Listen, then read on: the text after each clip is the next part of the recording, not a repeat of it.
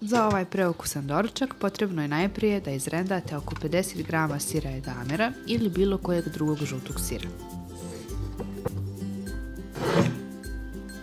Zatim isjeckati mladi luk sitno u količini po želji.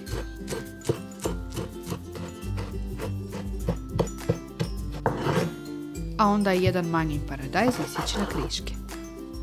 Drago mi je da možemo da se družimo ovako, pa mi pišite u komentarima odakle gledate moj video.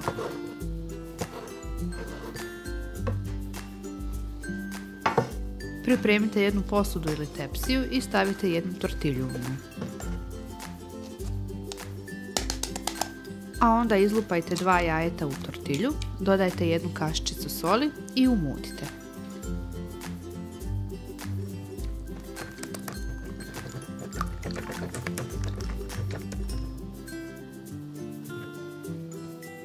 Na jaja dodati malo izrendanog sira.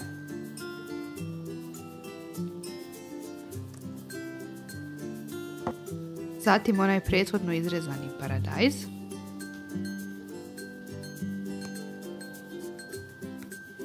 I jednu konzervu tune.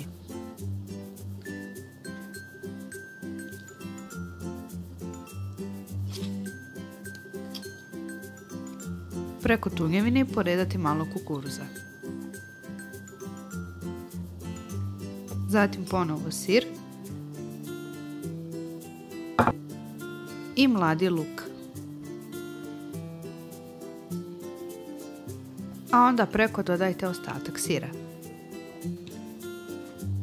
Sve to pospite oreganom i stavite da se peče na 200 stepeni oko 15 do 20 minuta.